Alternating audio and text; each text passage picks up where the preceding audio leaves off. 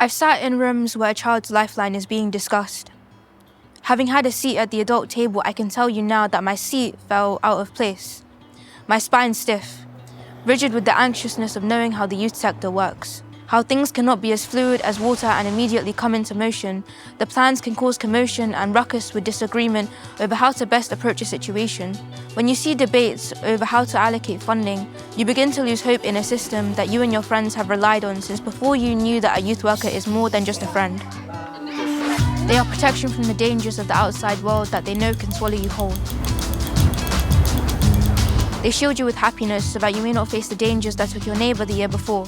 Memorials on both sides of this borough from Somers Town to Highgate just go to show the cruelties that are awaiting any of us young people. But I'm tired of being afraid to wear a hoodie at the cost of someone else's mistake of thinking that I am a target. I feel like I'm silver in a pile of gold, but I've been treated as though I am a diamond in the spaces that youth work creates.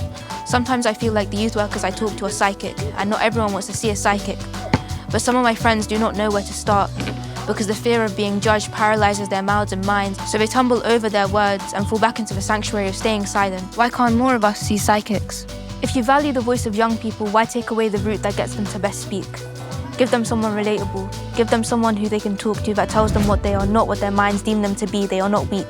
I've had the privilege of knowing organizations that best help young people. Places where pool is peace and getting 2 shots is a perfect treat. Places where scrutiny is a second language and each of us are fluent. Groups that have made their own table and are doing the best they can to ensure young people are heard. Places where judgment is left at the door, our coats of fear get taken off. There are organizations that have given me this platform to say what I want to say without the fear that I may be wrong. Because if there's one thing that these organizations know is that a young person is never wrong in their view, they just have one. I think you'll find that there are some young people who will speak with passionate fire over how this sector has saved them, has made them better.